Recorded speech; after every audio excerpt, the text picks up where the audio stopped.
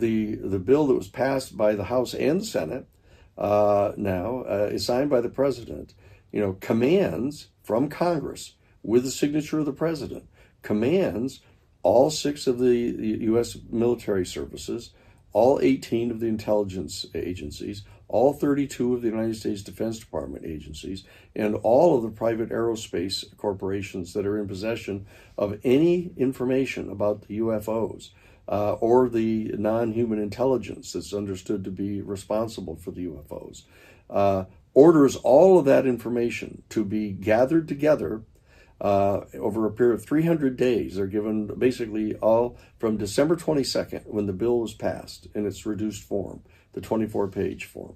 They're given 300 days, which goes to basically October 18th of this year, of 2024, approximately 2 weeks before the national election, to be clear. That they have to gather all this information together and put it together in digital form with an index that is searchable, and be prepared to turn this over to the National Archives. And every single piece of information there that is 25 years old or more has to be released immediately to the public. Unless the president, who at that time will still be Joe Biden, presumably, unless he specifically designates a particular piece of information that needs to be just postponed, not prohibited from being given to the public, but temporarily postponed. That's in that information. Any of that piece of information that's postponed will go into a special category, but the rest of it will be publicly revealed. And then all of the information that is less than 25 years old will be put into a separate group, to be put into the National Archives and be made available, therefore, to the members of the House and Senate Intelligence Committees who have proper security clearances. This is an extraordinarily important set of provisions now in the federal law. And so that needs to be focused on here, and not keep on characterizing this as a complete failure. But the bottom line, however, is that what was taken out of the 64-page bill and not put into the 24-page bill that was ultimately passed was, and very importantly, the setting up of an independent board of review. The enforcement provisions of the 64-page bill got stripped out of the bill. So that we don't have subpoena power, we don't have the power of eminent domain, we don't have the power to take depositions and to conduct field investigations to determine whether any one of the agencies has fully complied with the order.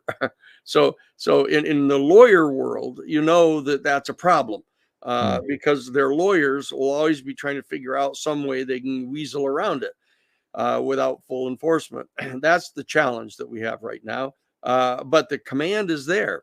And so that they are under orders right now to be gathering all of that information together and putting it together into this kind of digitized form. And it needs to be accomplished by October 18th of this year.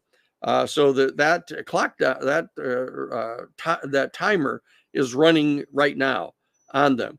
And so that's extremely important. Now, but as you recall, when the Speaker of the House, this guy, Michael Johnson, refused to put the entire 64-page bill onto the floor of the House, the bottom line is Senator Schumer and Senator Mike Rounds, who were the two co-sponsors of the bill in the Senate, had this colloquy, as they call it, on the floor of the Senate, explicitly stating that they weren't going to stop on this thing. That they realized that it was important to have these enforcement provisions in the bill, and they were going to continue the effort to get this done. Now, what we have done at the New Paradigm Institute is we have mobilized, and we're starting to stand up citizen groups in all 435 of the congressional districts around the United States. Because this is such a bipartisan issue, that we're not reluctant to go into either very progressive communities or into very conservative communities, because virtually everybody in the Republican and Democratic Party want this bill passed, except for a tiny handful of individual members in the House, on the House side, that are in the pocket, basically, of private aerospace industry that wants to keep this stuff secret so they can get patents on it, so they can make money on the technology. That's what's going on right now. But the bottom line is that this process is very much underway, so that we're not only mobilizing the citizens to be continuing to pour letters and telegrams and emails and stuff into their congressional representatives to get them to vote for the additional bill, but the drafting on the initial bill or the original, excuse me, the new 2.0, the UFO Controlled Disclosure Act 2.0, is actively underway, and that's being prepared so that we can get this presented. And in that context, we know that the opponents of the bill, what they are afraid of, is what they keep calling catastrophic disclosure. Mm-hmm. And that we're in a position to be able to start and continue providing eyewitnesses to the reality of the existence of this long time UFO crash retrieval program and the back engineering project that is underway secretly inside the national security state. And that the way to put the pressure on them to allow for a controlled disclosure program is to continue bringing witnesses forward.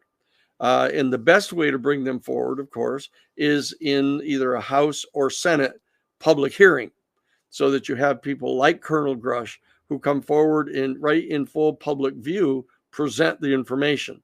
And that is what the opponents of the bill view as potential uncontrolled disclosure coming out. And so that we, at the same time that we're engaged in drafting a controlled disclosure program to push the rest of the 40 pages of this bill into passage in the House, that we at the same time are putting the pressure on them by organizing these public hearings. And so that one of the major next steps that need to be taken is to have the Senate Intelligence Committee come forward with one or more of the witnesses who can personally testify to the truthfulness of what it is that Colonel Grush was telling the House side back in July of last year. And that is that there has been, in fact, this long time UFO crash recovery retrieval program that's been going, and they've been actively engaged in attempting to back engineer one or more craft that they've actually recovered. So that's the next step that really has to go down here, is the hearings that need to be held, whether they're held by the Senate Intelligence Committee or they're held by the same committee over on the House side, which is the House Oversight Committee that held the initial ones.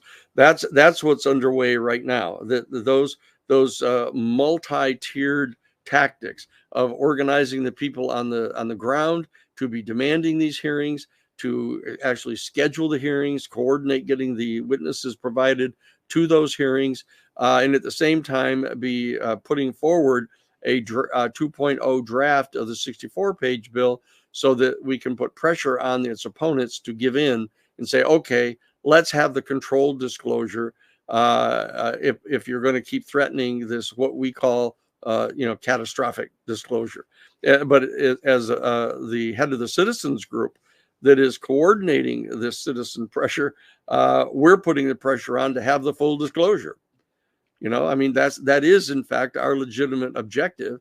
So it's not just a tactic to kind of threaten the people who are opponents to the controlled disclosure bill. It's the genuine desire on the part of the citizens, but it's part of this multifaceted campaign that's going on to get as much disclosure done as soon as we can. A lot to unpack there, Danny. You've put that well, like you always do. Now, you're quite right to point out to people like myself that it wasn't a complete loss. There were elements of that bill that made it through. I think we forget sometimes it wasn't a complete failure. However, you're a legal mind and a very well respected one. realistically, if all that does get put through, are we still not talking about a subject that at the very top levels seems to be above the law and has been for a long time? And how difficult is it going to be to still make sure what's requested actually happens? Well, it's as I pointed out before, Andy, this problem is a subset of a much more general problem that the national security state that has been set up in the United States through the National Security Act of 1947 has really garnered unto itself this self-appointed right to conceal information from Congress. That they've gotten so much into covert operations and covert activities that they've actually convinced themselves that they're authorized to lie to the government, to lie to the Congress, to actively lie to our citizens, and to even lie to the president in order to pursue their own independent policies. And that's what's happening here. The mistake that they made in this case is that they're concealing from the American people a subject that virtually everybody in the United States wants to know about. So that they've generated the most important bipartisan alliance that any of us have seen in the last 50 years. That there's a complete unanimity of support from the leadership in the Senate and the House, and in both the Republican and Democratic Party, to get this controlled disclosure process underway. And so that those who are resisting it are clearly on the losing side. But what we're trying to do is accelerate this as fast as we can and get it done, rather than go through this long, protracted process of wearing these people down one at a time. So that's what's happening as they need to be. I've said quite a few times on the podcast, Danny, that David Grush caused a shockwave worldwide. And I can say that honestly because that story reached the UK, and the UK media, which is far more stiff upper lipped at the UFO subject and doesn't entertain it. Yeah. They looked at this in a serious way. It lasted about 4 or 5 days, and then the story disappeared again. Yeah. But I think that was David Grush kicked the door. It never quite opened fully. Do you think a floodgate of whistleblowers would burst the dam this time, and that truly would be something there's no going back from? Well, that's an interesting question, Andy, because what's really going on right now, in my judgment, is that what we're doing is we're attempting to ratchet up the pressure on the opponents of the full 64-page bill, which includes the assigning by the president of this board, of this records review board, who would have the authority to make decisions to release information to the public. That's what we're driving at now.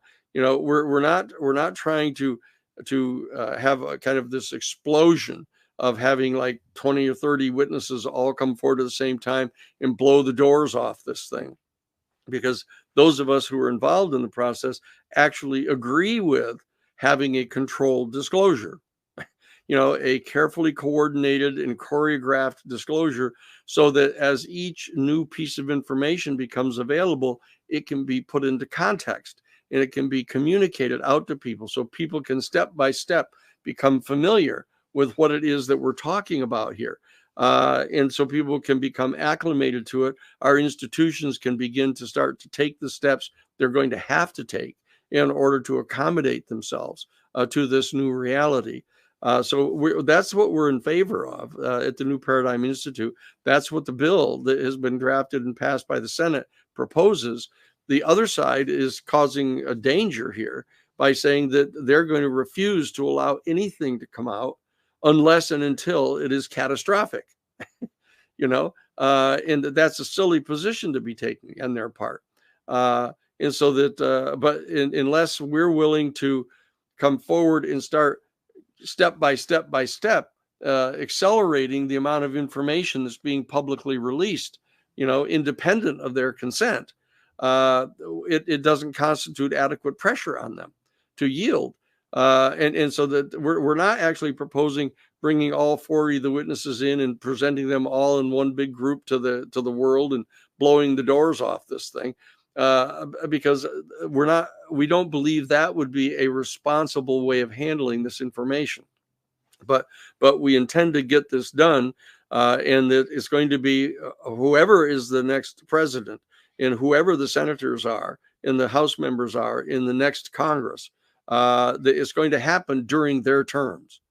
So that this selection of who it is that is going to come into the presidency and selecting who's going to run the Senate and the House is extremely important from that point of view of that previous question that you asked, is what is the political role of this issue in the upcoming elections?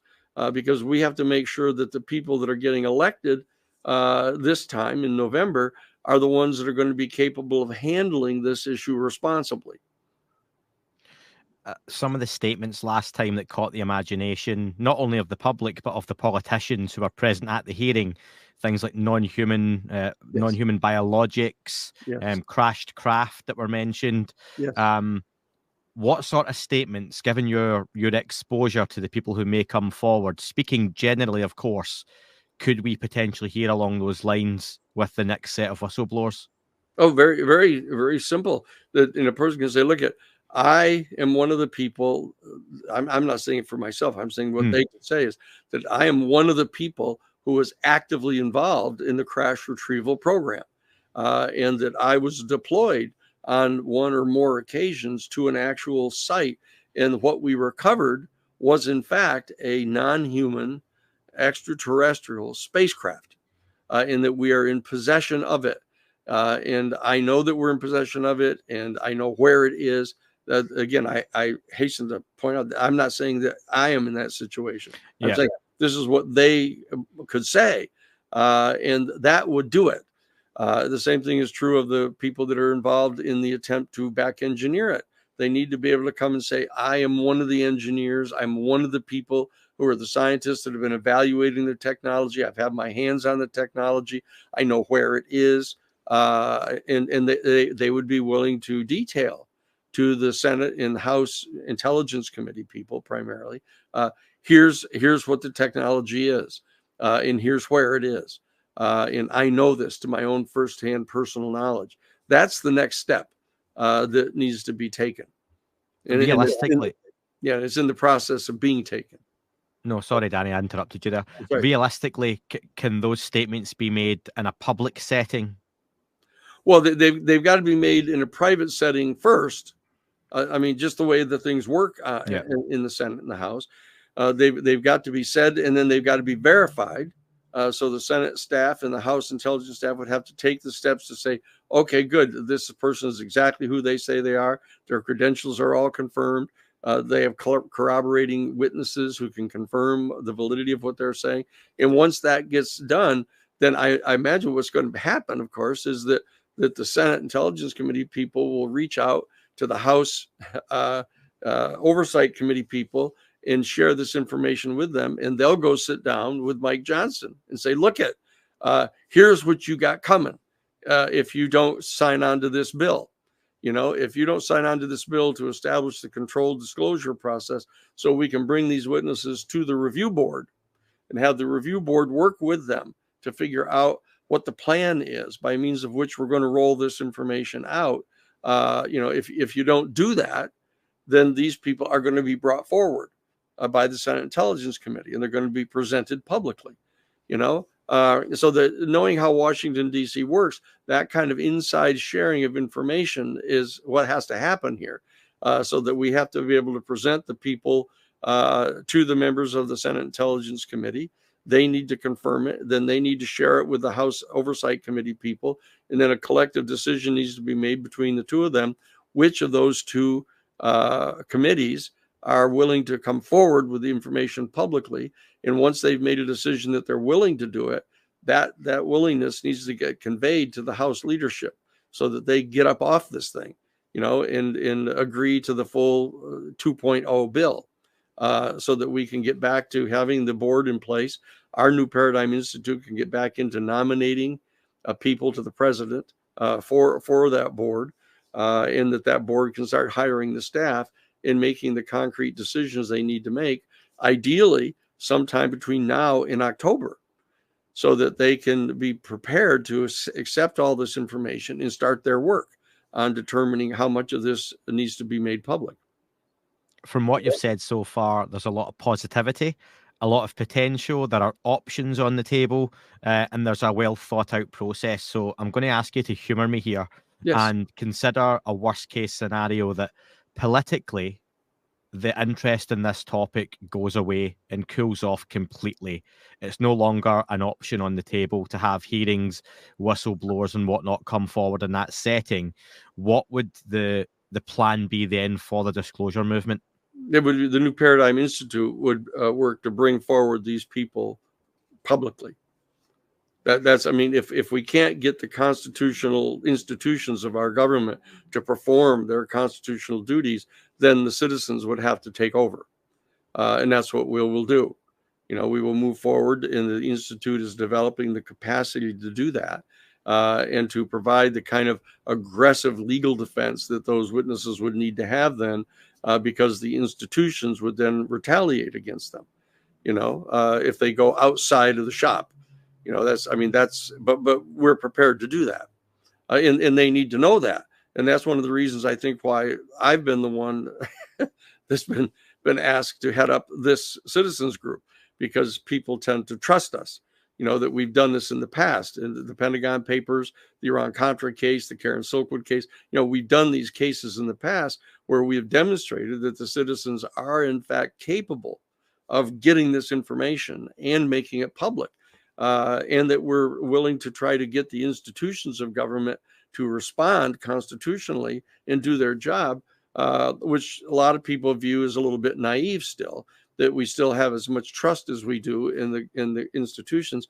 That my hope is that the institutions will respond to this particular issue in a way that will affirm their credibility and will start to build back some of the credibility that they've lost over the past 80 years, with lying to people about this and lying to people about other things. And very importantly, there are going to have to be some very dramatic reforms in the national security state apparatus that we have functioning here in the United States, that they've not only run amok here, but they've become almost, you have to be careful of the words, but they're almost treasonous, here, of what they're doing, of holding this information, lying to Congress, lying to even presidents, and working hand in glove with private aerospace corporations, who then in turn hire them, to come in to work for them, and to share in the booty, of the anticipated profits from this technology. That is totally unacceptable. I mean, that's bordering on a federal criminal racketeering enterprise that's going on. And we know that the elements inside our national security state have succumbed to actually dealing with, in partnership with, organized crime in the past, smuggling heroin and cocaine and stuff, and weapons to extreme right-wing death squads and stuff in Central America and Latin America. We know this is true. And so we've got to revisit that fundamental problem of the lengths to which the national security state apparatus has descended below constitutional standards. And we've got to bring them back into control on the part of our elected representatives. And we need to have the elected representatives who are courageous enough to do that. Frankly, that they haven't been courageous enough to do that, and it with good cause. I mean, people have been ousted from the United States Senate by the national security state. Frank Church, who chaired the famous Church Committee hearings on the intelligence abuses of the CIA and the DIA and others, he got ousted in his very next election. Millions of dollars were smuggled into the United States from the Nugan Bank in Australia through two banks. We know the banks in South Africa, where they brought the money in and unseated Frank Church in his next election. They did the same thing to Dick Clark of Iowa. They did the same thing to Birch Bayh in Indiana.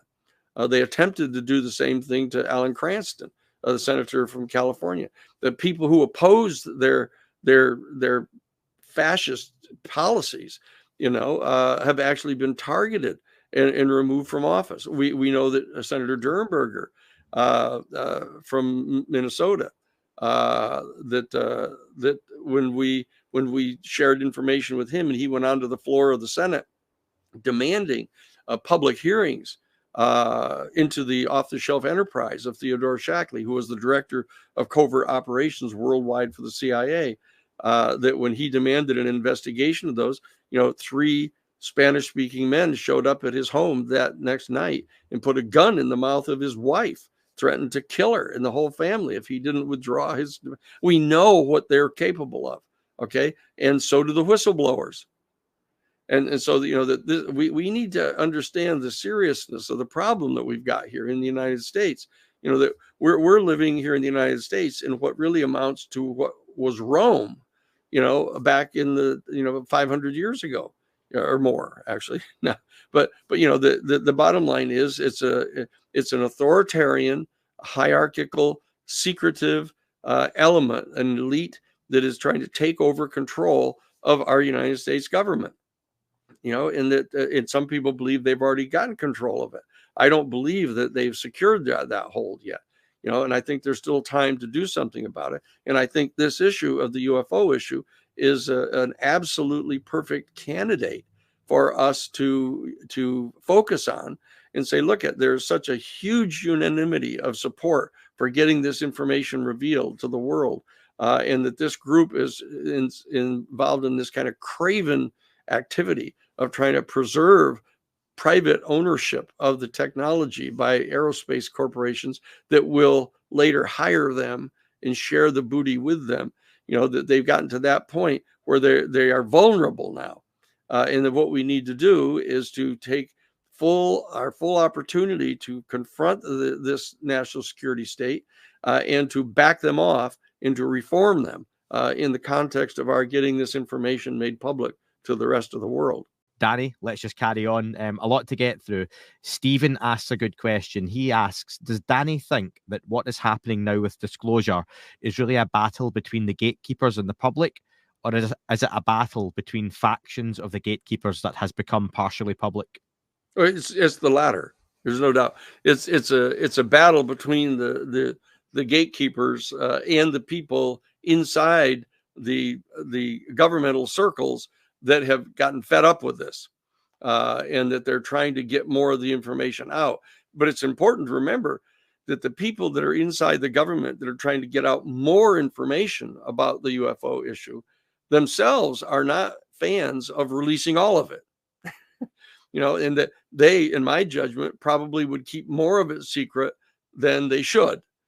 And so that we as the citizens need to become involved. We need to shift this over into the former situation where it's the American citizens and the public in the United States that are confronting the national security state, that we're stepping through our present representatives, giving them an opportunity to join us in this, and to do their job constitutionally. But if they don't, we've got to be able to perform.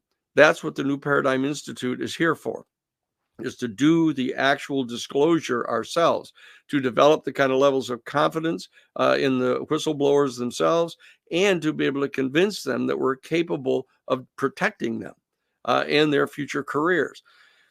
That's what we're doing right now. It's still the latter of the two situations you point out. It's a battle of factions, the black hats versus the gray hats, as you will, and the citizens are the white hats, that are trying to get this information revealed.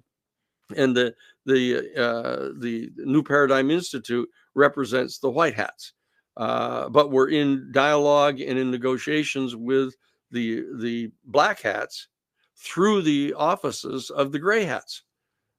That's what's really happening here.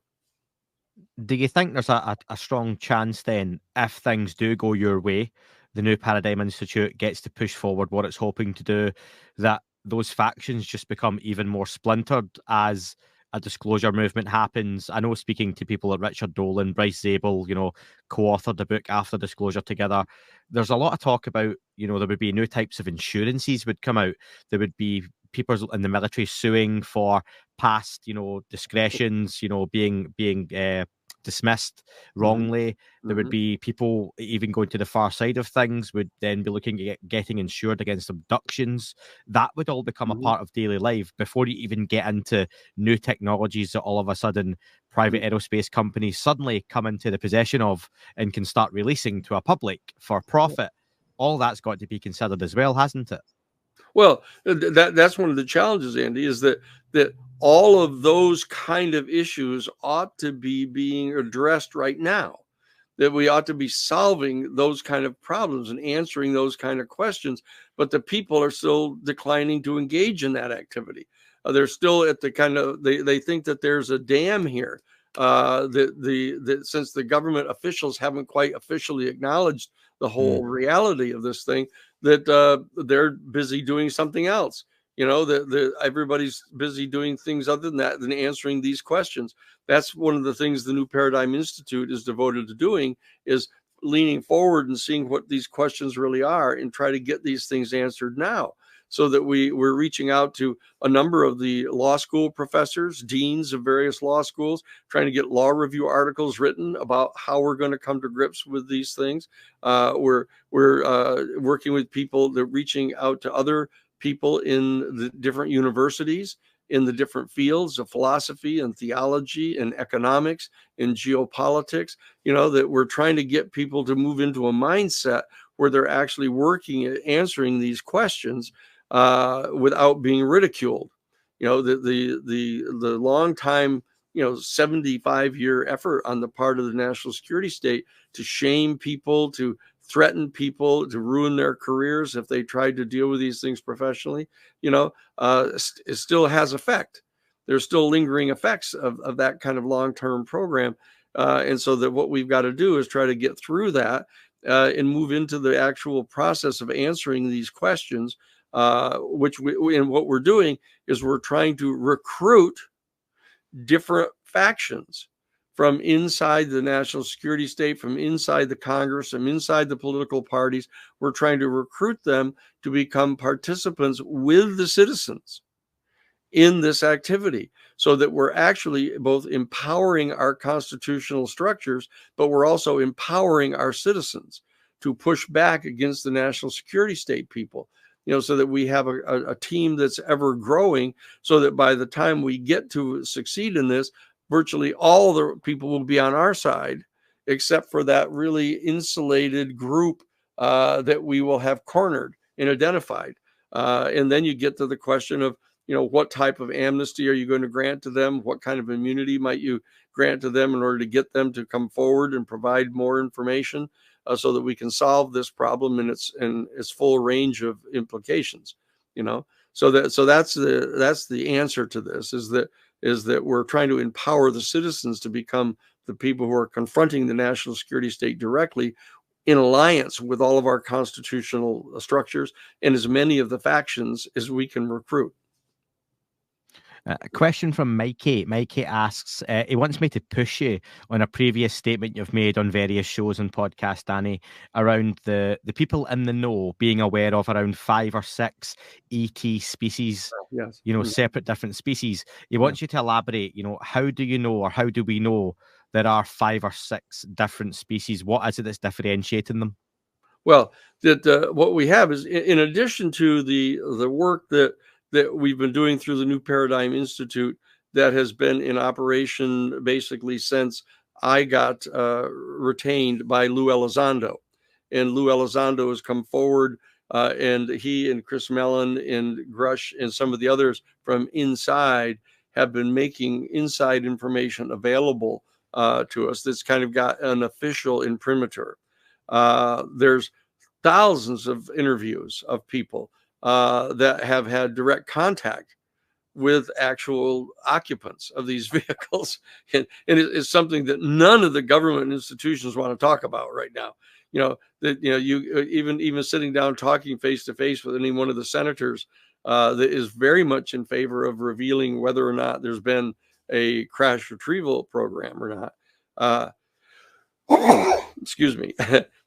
That the one thing they don't want to talk about is, what about the people that have actually had face-to-face contact with any of the occupants. They just immediately say, whoa, no, we're not going there. Don't include me in on that. I don't want to be involved in any kind of conversations where I appear to be confirming that.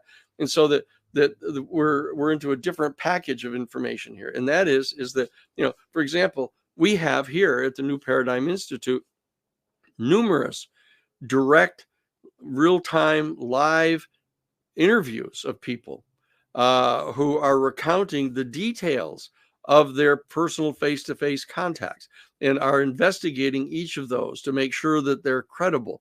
And we're capable of weeding out the people that are loonies or that are, that have got some kind of mental illness, or they're wannabes, or they're shills that are making stuff up. That we've been culling out these kind of totally credible people, and what we get is this rather consistent account of this handful of different species. And I mean, there are some people say, oh, they say there's 157 species, or there's 1,000 different kind of species. Well, clearly inside the entire galaxy, that you're going to have a large number of planets with different species of extraterrestrial intelligence. But those that are repeatedly referenced here that are coming are obviously the small grays, that everybody, when you ask a kindergartner in the country now to draw an ET person, they'll draw that person. They'll draw the little short 3.5 foot tall, ET with a large head, the big dark eyes, and the little holes for nose. They'll do it. Okay. And then there is the tall grays. And these are like, 5.5 to 6 feet tall people that are look like grown-up grays. And so that there's the tall grays as well. And then there are the reptilians that people have heard about, and they get really bad press, but they shouldn't. I think it's just because human beings have this kind of recoiling from serpents and dangerous poisonous snakes and things, and so that there's this kind of adverse reaction to reptiles. But the fact is that we have numerous accounts of extraordinarily cordial, positive encounters between human beings and these reptilian beings, and that they give off very positive, friendly vibes. And it's just that we kind of recoil cellularly from these beings. But it's important for people to remember that we came through that process. The whole evolution of life on our planet, Homo sapiens came through that process and repeat the process in the womb, of actually having a stage of the zygote for each one of us that was in this kind of reptilian form, with the gills and the tail and the living in a liquid ambience, I mean that, so that we will be able to get people past this kind of bad press that's been generated about them. And people like David Icke and others have gone off on tangents of picking up on these mythologies. Oh, that they're from Zeta Reticuli and they're the reptilians, and they're in some kind of pitched battle with the good white people that look like Aryan human beings that are from the Pleiades, and they've latched on. The Scientologists have done the same thing. They've locked on to that kind of a mythos, but I don't credit that. I think that the reptilian people from another star system are just as entitled to respect and openness to cordial relations as any of the others. And then there is, of course, the big, tall, what they call mantis types. That they consider, they look like, they remind people of praying mantis. And they say it over and over again. People who've had no contact with each other, have had no kind of a history of knowing anything about this, they keep thinking that when they're asked, like, what do they look like? They always keep using this reference. They look like a praying mantis. They're big, huge, tall, like 7 feet tall, extremely skinny, but they've all got the 3 fingers, and that they're, and the extraordinary thing is these are all like bipeds. These are bipeds, and they've got arms and hands and head and torsos. I mean, it's extraordinary. This particular group of UFO people that have been encountering our human beings come within this fairly tight group. In any of the other assertions of any other species are kind of outliers. And there's this other one which I find to be very problematic. This thing about these tall Aryan, blonde-haired, blue-eyed human beings from the Pleiades. I mean, it seems to me almost to be a little bit of a bridge too far. It's this kind of desperate attempt to suggest that we're them or they're us, out there, and that therefore, we don't have to come to grips with the kind of cellular recoil that we have, built in. That people talk big all the time, but I can tell you from what I've talked to lots and lots of people, no matter how confident they are that they're going to be cool when this happens, when they actually come face to face with an extraterrestrial being, their entire cellular structure that's been generated over billions of years and tens of thousands of years of human evolution instantaneously recoil, and the people are afraid. And so one of the things that Dr. John Mack and I were doing back before John was accidentally killed in 2004, what we were doing is he was doing it primarily, is training people who were repeated contactees to do holotropic breathing. So the minute that they thought they were going to get ready to have another one of these encounters that's frightened them, is that they would do the deep holotropic breathing, and that they would get calmed and centered, so that when the beings appeared, they would be centered and calm, and could actually have communication with them. And that we were actually in the process of providing questions to them. We were kind of, John and I were trying to develop at the New Paradigm Institute that we were trying to establish up at in Cambridge, that they would actually be like an ambassador corps that could actually ask questions, so that we could start getting some inside information about the cultures and stuff of the people. But that's what we were engaged in when John was accidentally killed in London back in 2004. But we're still in that thing, our New Paradigm Institute, that we're, as I say, interviewing people who've had these kind of contacts. We have numerous recordings, live recordings of their sessions of being debriefed about this. I've interviewed people when I was legal counsel at the Project for Extraordinary Research with Dr. Mack. So that this cadre of five or so species that are consistently reported has become so commonplace now among extraordinarily credible witnesses, that this is where our New Paradigm Institute is focusing our attention right now. No, thank you for that answer. I've got a whole load of ways I could go off of that, but we don't have time to keep going on that one question. Okay. Question from Gary. Gary asks, does Danny have any idea if the photos he saw of a crashed saucer were from a known case in ufology? No, I do not believe it is a known case in ufology, because nowhere else have I seen anybody that could show the symbols that were on that particular craft. That's the only place that I've ever seen them. That the ones that I traced out are unique. In that we've got references to different types of symbols, from the Roswell crash off the little beams. They've got other people who have asserted that they've seen different kind of symbols on the craft. But this particular one, I've seen no replication of this at all. And I've never seen any photographs that look anything like the particular craft that I saw.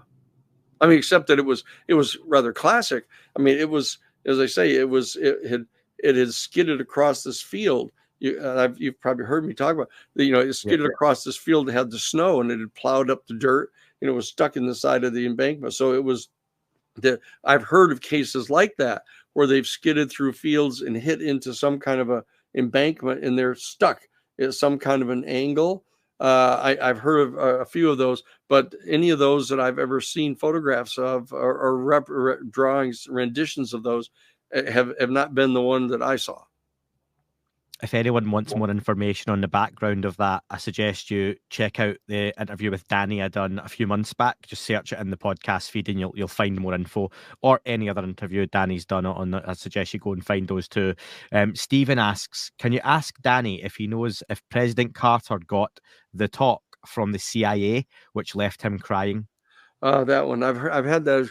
I don't know about that one. I've heard it as you have, but that when I was working on the project back in 1977, all the way through, I guess, into 78, I was still working with them. I hadn't gotten any information that he was given the two reports that were prepared by the Science and Technology Division of the Congressional Research Service, and it would have had to have been in his one term. If he, otherwise, he would not have been briefed at all. But I know that the CIA director George Bush refused to brief him. I know that when he tried to get Teddy Sorensen appointed to be the CIA director, who I anticipated had a desire to have a fairly close relationship with Theodore, with Ted, but he got rejected. He got pushed out by the Senate Foreign Relations Committee. Howard Baker, forced him out. And then when the new fellow came in, that I don't know that I never got any information that President Carter continued to demand the information from Stansfield Turner, or that Turner ever turned it over to him, because we had this confrontation with Stansfield Turner because of the Karen Silkwood case. That we had dug up the information that they were smuggling 98% pure bomb grade plutonium out of the Kerr-McGee nuclear facility in Cimarron, Oklahoma, to go to Israel and to Iran under the Shah. And because of that, we conveyed that information to John Dingell, who was the congressman from Detroit, Michigan, and he was the chair of the subcommittee of the House Commerce Committee on energy and the environment. And we provided the information to him directly, and he confronted Stansfield Turner. So we had this kind of adverse relationship with Stansfield Turner, and so that I was never given any kind of inside privy information from what. But I've just heard the story. But you've heard the story of Pope John Paul II, being shown open the letter, the secret letter of the third secret at Fatima, and then crying and refusing to tell anybody. These are mythology flies all around in this particular subject. I would still view that to be mythology, because I would have assumed that President Carter would have said something about this because of his devotion to being honest and forthright. And especially now, as he's approaching the clear final months, if not years of his life, that he would say something about it. And he has not, as far as I know. And I don't know how anybody would know that, Yeah, no, of course. Very interesting question here from 30 World Danny. Danny Sheehan has said that he is on friendly terms with Jaime Maussan, and also he himself believes the Nazca specimens are real and not hoaxes. Could you ask him if the New Paradigm Institute is willing to work with the international contingent of researchers to further the study of the Nazca specimens? Well, here, let me be clear about what this is. I was just about to ask you there. Is that correct? I've told Jaime, and I've told Michael Mazzola and the other folks that are working, bringing the United States people, the forensic scientists and stuff down to Peru about this. I said, look, I'm perfectly happy to be cooperative with everybody, but until such time as that I have been given information that shows that this is connected in any way to the UFO thing. Or that these are extraterrestrial beings in some way, that we're not going to have any kind of formal relationship. And I'm not going to say anything formally, publicly about this. that based upon my secondhand conversations with the people that have seen the bodies, that have been present for the studies of the large bodies, not the little guys, the little short people, there seems to be a consensus from the people that I know and trust that these have been put together. They've been crafted, but ironically, it was like 1,000 years ago. The carbon dating of these are extraordinarily old, but they appear to be constructed. Now, as to who could have constructed something as sophisticated as that 1,000 years ago is a secondary question. But with regard to the 5 feet tall Nazca mummies, that the kind of tests that have been performed on them are extremely convincing. That these are organic beings, and that the preliminary test, one of the challenges is that the preliminary DNA tests that have been run on those bodies down in Peru are not with the most sophisticated equipment, scientific equipment that's available. And so people have been trying to figure out how we can get those bodies brought to the United States to be examined with the most sensitive and sophisticated medical equipment to check the DNA, et cetera, of these. But the preliminary DNA tests that have been done down there on the larger beings, and there's a number of them, Yeah, and there's a lot more of them that are still in the original place where they were recovered. But these few bodies that they have, the tall 5 foot tall Nazca mummies, that they've done the preliminary DNA tests on them, and they say that like a third of the DNA is of some it's a primate of some kind, an earthly primate of some kind of early ape type animal, and then another 10% of them are human DNA, Homo sapien DNA.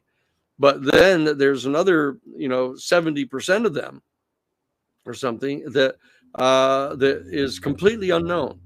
The DNA is completely unknown. They've been unable to match it with any other known DNA specimen of any species on our planet. Now, you have to take into account what the scope of their ability to do that is. What access do they have there down in Peru to do that at the particular facility, to be definitive like that? That's a question. But the process is underway.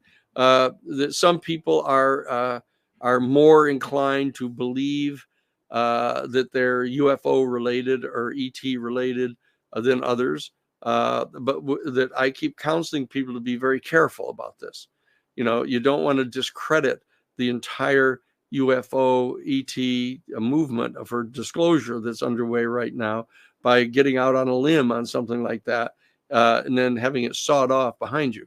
That's and it's perfectly clear that there's a kind of a cottage industry down in South America of people who are poor and don't have any means of income, of kind of selling things like this to people and even engaging in some kind of con game that's going on in parallel with all of this, that causes us to be extra cautious about this. So I've been very careful about not taking any position on this publicly or anything officially in the name of the New Paradigm Institute. We've been asked repeatedly to participate in this, and the people that are involved, Jaime Masan and Michael and some of the other people that are involved in this are friends of mine, are personal friends of mine that I've known for years, decades, in fact, in terms of Jaime. But they get very enthusiastic about about preliminary information, and may not be as careful as I think we need to be at the New Paradigm Institute to maintain our credibility on this, and to be the most helpful to people so that they can be completely reliant upon something that the New Paradigm Institute is willing to say, because we have had tight vetting going on about the information that we support. I think that's sensible, and I won't be hypocritical and sit here, Danny, and say that I'm fully confident that this is a genuine situation that we're seeing unfold. That it was very emotive for people. I've discussed it a few times from a layman's point of view. The YouTube comments were extremely split on it in a way I've never seen before, which is, everyone's entitled to their opinion, and just like the UFO topic at the minute, no one knows. We don't know. So it is down to get scientists involved. These three Americans involved, fantastic. The more the merrier. I've said, and Jaime's a friend of yours. I think, Danny, the optics of the situation have been horrendous from the get-go. I think the presentation of the whole thing has been awful. And if this is something that's genuine, the way it's been put forward hasn't been good, just from my opinion, and some people disagree with that, and they're more than entitled to do so. But when you can't get live streams working, when you're breaking bits of the bodies off, and I think that enthusiasm is a good word, because sometimes it's misdirected. It can just be, maybe center things a little bit, and like you say, let's see. I would love for it to be genuine. I would love for these to be some kind of non-human entity or early primate we have no idea of, and it changes our understanding of evolution. But I think that sort of remains to be seen, Danny. Last couple of questions, if you don't mind, before we finish up. Question from Shadowwise. I recently watched a video revealing aerogel drones as the secret technology that was being tested on Dave Fravor, that we refer to as the Tic Tac. It also sounded like they were saying these were the craft that Ryan Graves encountered as well. Do you believe this to be a truth, a diversion, or a bit of both? No, we don't know yet. I mean, that one of the old adages I always like to say is, we don't get paid to guess these things. We don't get paid at all. As it turns out, we get contributions from citizens to support us doing highly credible information and analysis, and that's what we're doing here. That there's no doubt at all that there's an extraordinary set of developments that have been going on in the field of drone technology. Okay, and we just saw the display this past weekend with Iran, launching, I guess there were maybe 80 missiles, but the rest of the 200 objects were like drones that they were firing into Israel. So there's tons of these drones around, and there's differing forms of these things, but the ability of these objects that have been seen by Flavor and the others are still performing movements that are beyond the understanding of physics right now. So this would have to be more than just simple an extension of drone technology. There's still certain principles of physics that seem to be at play here, that are beyond what we understand to be the boundaries of physics that we've understood so far.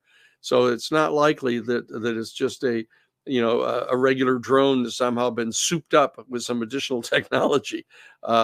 So that but those are still very weird. People keep missing out on this. I mean, they're talking about these little like little big circular globes with rectangles in them, with like a box inside them with all kinds of data and stuff. But the stuff inside the stuff is what's so important. The people that know anything about this stuff know what that means.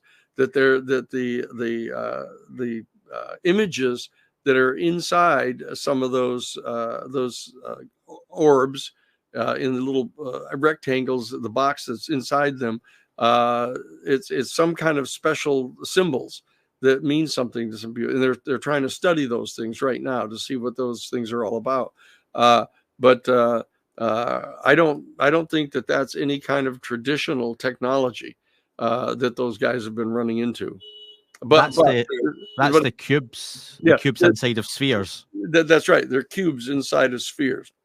That those little weird things that they're going on around, and there's a number of things that are being conflated with.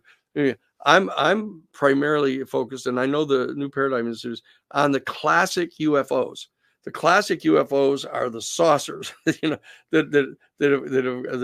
can pick people up and they bring people inside them. They have occupants flying them around. These are things that are kind of fully occupying our attention at the initial level of this investigation, to say that, that if these things are true, all you have to have is one of those. Yeah. I mean, how many UFO vehicles do you have to prove beyond any reasonable doubt have extraterrestrial beings of a different species communicating with our people and telling them where they're from, et cetera? How many of those do you need to have once you get one or two of them that are absolutely convincing? And that's what we're trying to deal with. And it's integrating that knowledge of the verification of intelligent life elsewhere in our universe, intelligent and highly technologically developed life, non-human life, and the fact that they're coming and going from here. Those are the key features of the UFO phenomenon that we have to come to grips with initially in order to integrate into our culture. Not only its technology, but it's the theological and philosophical implications of that, the geopolitical implications of that, all of these things that we need to get these questions identified and answered. And then we can extend out to these other more esoteric aspects of it. But there are some things that I think are just in a different category, and that is the stuff that's happening on Skinwalker Ranch and stuff, for example, that portals that have been talked about, down through the centuries. Indigenous people have talked about these portals and ghost-like beings, and there's all kinds of discussions about leprechauns and dwarfs and other kind of things that people have associated with the quote unknown, or that are anomalous in their nature, is not what we're focused on. We're focused on the UFO phenomenon and the non-human intelligent life that appears to be associated with them. That's the key for our initial focus on these questions. Can I just remind you back? You mentioned the cubes inside the spheres, the Yes. symbology within those. You say they're trying to study those. Is that Yes. because they've got one of them, or is that because they've got really good footage and pictures of them that they can study Good them? pictures. It's primarily good pictures. They've got really good pictures of these because they've come so close to the craft Yeah. that the F-18s can get really close up, and some of the guys inside the F-18s have brought their high resolution personal cameras with them, and they're taking pictures of them out of the window. I mean, that they've got those photos of them.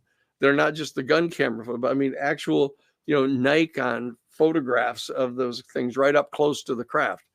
So they've been able to look at these things, and they're trying to figure out what all this means. I heard of one pilot that got so close to one of these they defecated in their suit because they were so taken aback by what they were looking at that was next to them. And these are the creme de la creme of the people that, that's not a drone they're looking at. They know what they're looking at Yeah. and what they're not looking at. Yeah. Last question then from Teflon Eddie. He asks, in previous interviews, you have discussed the visit wherein you made notes from documents relating to the UFO hieroglyphs, we'll call them. This appeared to have been a significant moment for you coming into the UFO topic. Yeah. What moment since then has come to underpin your discovery, your perspective, your belief on the UFO phenomenon? Well, another one I've mentioned it. Someone else asked me that question. Was the event surrounding the telegram that was in the hand of General Ramey, that famous photograph where he contacted the people from the Roswell local newspaper and called their editor out of bed at 2:00 in the morning and ordered him to send a photographer back out to the base because he wanted the photographer to take photographs of this weather balloon debris, right? And so he could get it in the front page of the newspaper the very next day. And General Ramey is kneeling down, is on one knee, kind of pointing, gesturing toward all this the weather balloon stuff, and he's got a cable in his hand, a telegram of some sort. You can see it in his hand. And when I first saw this thing decades ago, I said, "Holy mackerel! Look at that!" I said, that is something. He's got some kind of a cable, some kind of a military communique in his hand. I can see it. So I was hoping that someday we would have the technology by means of which we might be able to blow that up. And it must have been 1994 or 95, as I recall. It was back then. I was at the International UFO Congress when it was still at Laughlin, Nevada. And I just presented an update on what we were doing on the John Mack case back at Harvard. And I'd been asked to come and give everybody an update on how that was going. And I got done with my talk, and a guy comes up out of the audience and said to me, Mr. Sheehan, he said, "I've got something really important to talk with you about. Can you meet me up in my room?" And I went, wait a second. So I went and got a friend of mine, and we went up together. And he said, "Look, I think I have found the photographer for the Roswell newspaper that was called in to take that picture in the middle of the night." And I said, "Oh, look at if it's the right guy," I said, "if you can possibly find out that he kept the negatives of that, because it was kind of an historic event, maybe he kept them, and if he did, that we may be able to get those digitized and blown up so that they can be read." And he got all excited about it. And so we did that. He went and saw the guy, and it turns out it was the guy. It turns out he did have the negatives. And so we went through the process of getting those things digitized. And there was some kind of, in the folds of the telegram, you could see portions of some of the words. And so that we had some computer technology at that point. Probably the AI can do a lot better at it now, but they were able to, in light of the vowels and consonants that they could see, they could construct some more of the words. And these are available now. We actually brought those to Peter Jennings, at I guess he was ABC News. I can't remember which one, but Peter Jennings was so excited about this that he actually had a television show. He used the kind of cachet that he had at ABC or wherever it was, that he got them to agree to have a 30-minute special that he went on television and showed people this. And so in it says, take the disc to right field and bring the bodies, or the victims, bring those, that's not a weather balloon. That's not a weather balloon. So as soon as I saw that, I said, bingo, you put that together with the photographs that I saw, that I, it wasn't that I wasn't functionally convinced that the UFO phenomenon was real and that extraterrestrial life existed, and that some of them were apparently coming and going from our planet. But as a lawyer, I was looking for kind of more firsthand, immediate kind of evidentiary information that you could put in front of a jury, that didn't rely strictly upon your own credibility, of something that you'd seen. But here's the photograph, right? A real-time photograph.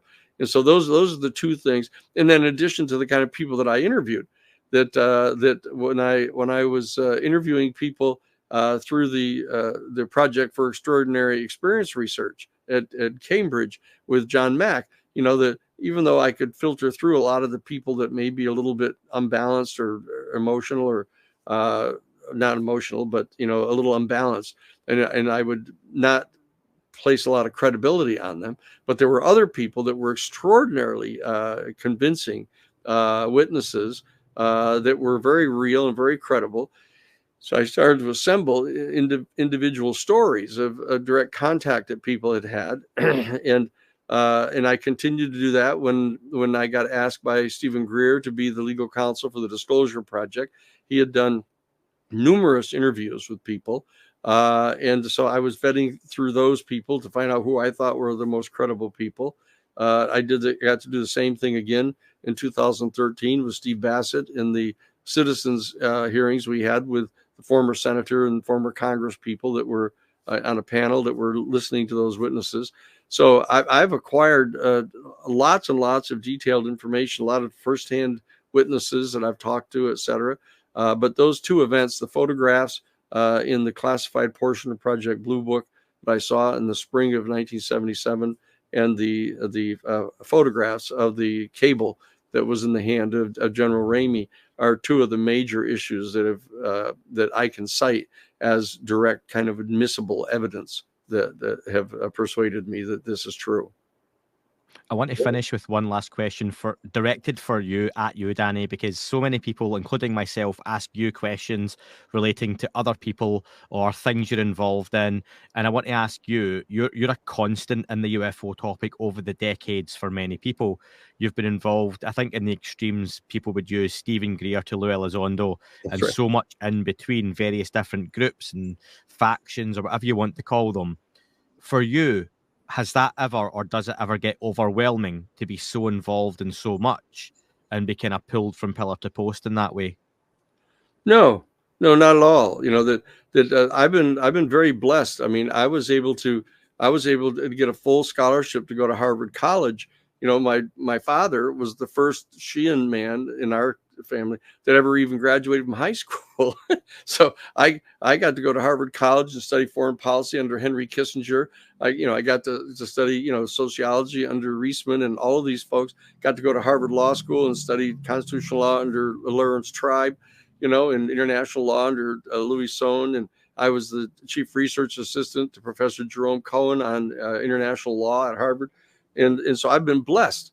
I got to go to the number one litigation law firm in the world and represent the New York Times in the Pentagon Papers case, get to look at all 47 volumes of the Pentagon Papers, before they were actually made available publicly. I've been privileged to be in these kind of positions. And so I just said that, I have to just take in stride what it is that I might be able to do at any given time, and always think expansively, of what role that I might be able to play to help the citizens. And I've always stayed devoted to the interests of the public itself, and not being dragged into, substituting for the public interest, the interests of a particular law firm or any particular client.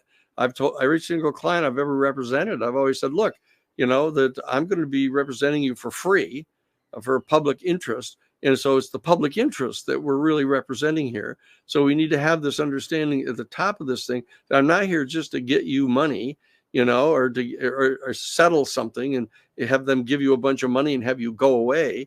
That's not what we're doing here.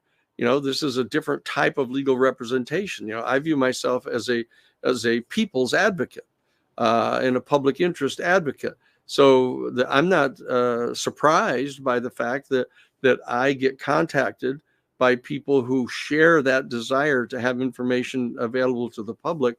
I have to point out that there's not a lot of competition for this position. So that it's not as there's a lot of other lawyers that have been around from Harvard or anywhere else that are willing to get out on the limb here with these things. But now, as it's becoming more and more accepted, people always say to me, how in the world did you ever get involved in something like this? Well, I got involved with it back before it was at all popular.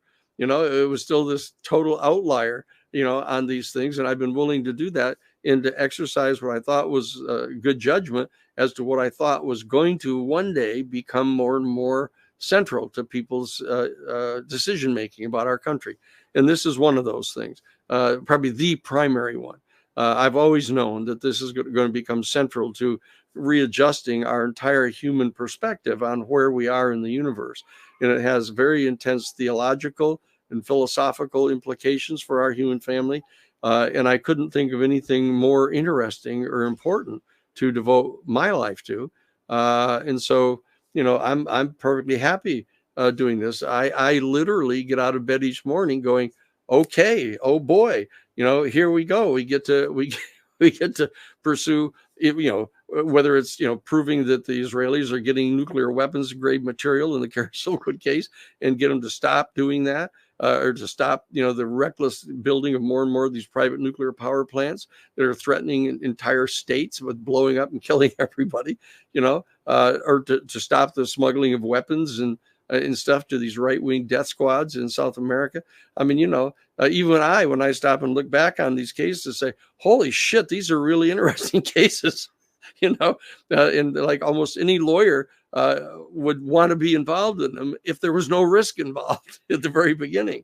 But there always is. And that I've been willing to subject myself to that risk. And so far it's proven to be okay.